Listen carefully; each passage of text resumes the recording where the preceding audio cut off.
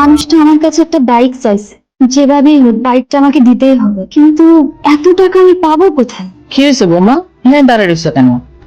আজকে ওরা আমি তোমার রুম থেকে বাইর করে দিচ্ছে, তাই না? না মা, আজকে উনি আমাকে ঘর থেকে বের করে দেননি, আমি এমনিতেই এখানে দাঁড়িয়ে আছি। আমার ছেলের সাথে বিয়ে দিয়ে আমি তোমার বিপদে ফেলাই দিচ্ছি, তাই না? আপনি আমাকে কেন বিপদে ফেলবেন? আপনি আমার মতো একটা এতিমকে আশ্রয় দিয়েছেন, মাথা গুঁজার ঠাঁই দিয়েছেন, একটা সংসার দিয়েছেন, আর সেই সংসারে আপনার মতো একটা মা আছে। আমার আর কি চাই? এটাই তো আমার অনেক সৌভাগ্য।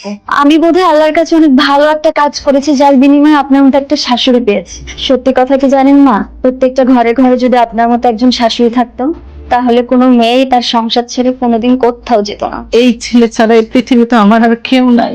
আমি চাই আমার ছেলে ভালো থাকুক, সুস্থ থাকুক। তাই তোমার মতো একটা মেয়ে বিয়ে করে নিয়ে আসছি মা। আমার ছেলে তোমার বউ হিসাবে এখনো মাইনা নিতে পারলো না। আপনি একদম মন খারাপ করবেন না, আপনি শুধু আমাকে দোয়া করবেন, আমি যেন আমার ভালোবাসা দিয়ে একদিন আপনার ছেলের মন জয় করতে পারি। দোয়া করুন মা, তাই যেন হয়।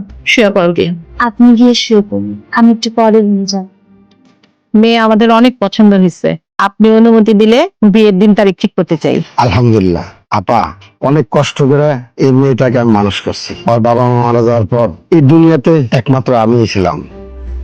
আর কোনো সময় বুঝতে দিইনি বাবা মার অভাব, সবসময় আমি আগলে রাখছি। এখন তো আপনার বাড়িতে বউ হয়ে যাবে, এর চেয়ে ভাগ্য আর কিছু হতে পারে? তার মানে আপনি কি বলতে চাইতেছেন? এই মেয়েটার কোনো মা বাপ নাই? হ বাবা, ওর বাবা মা নাই, ছোটবেলায় মারা গেছে, কিন্তু ওর কোনো বুঝতে দেয়নি ওর বাবা মা নাই। আমি ওর বাবা, আমি ওর মা। কি বললেন আপনি? তার মানে ও এতিম? হ বাবা, ও এতিম, কিন্তু ওরা কোনো বুঝতে দেয়নি ও এতিম। অসম্ভব মা, অসম্ভব। আমি এই বিয়ে কোনোভাবেই করতে পারবো না। বিয়ে করতে পারবি না কেন? মেয়েটা মাশাআল্লাহ কত সুন্দরী, বিয়ে করতে অসুবিধা কোথায়? কারণ অবশ্যই আছে মা, আমি কোনোদিন কোনো এতিম মেয়ের বিয়ে করতে পারবো না। এতিম মেয়েকে বিয়ে করতে পারবি না কেন? মা, তুমি বুঝতে পারতেছো না কেন? আমি কেন এতিম মেয়ের বিয়ে করবো? হ্যাঁ, প্রত্যেকটা পুরুষ মানুষের স্বপ্ন থাকে সে শ্বশুর বাড়িতে যাবে, শ্বশুর শাশুড়ি তারে আদর আপ্যায়ন করবে। আমি যদি এই মেয়ের বিয়ে করি, আমি শ্বশুর বাড়ি পামু? আমি শ্বশুর বাড়িতে যাই কোনো আদর আপ্যায়ন পামু? আমার কোনো মর্যাদা দিব? কেউ কেউ কি আত্মীয়তা দেখাইবে? কেউ থাকবো? শ্বশুর শাশুড়ি যে বাড়িতে নেই সে বাড়ির মেয়ে বিয়ে করা যাবে না? আমার সমস্ত বন্ধু বান্ধব তাদের শ্বশুর বাড়িতে যায়। শ্বশুর বাড়ি হলো মধুর হাড়ি। আমি যদি এই মেয়ের বিয়ে করি, আমি তো ওর বাড়িতে যাই কোনোদিন মধু তো দূরে থাক, হাড়িও খুঁজে পাবো না। ভাইজানকে কথা দিয়েছি তোকে এখানে বিয়ে করতে হবে। মা, আমি কোনোভাবেই এতিমরে বিয়ে করতে পারবো না, তোমার সাপ সাপ জানায় দিতেছি।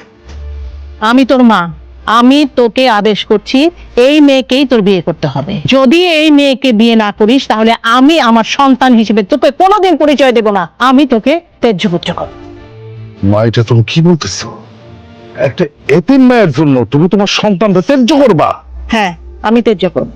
এখন সিদ্ধান্ত তোর, তুই ওকে বিয়ে করবি না আমার পরিবার থেকে বেরিয়ে যাবি। তুমি যা বলবা তাই হবে, আমি ওর বিয়ে করবো।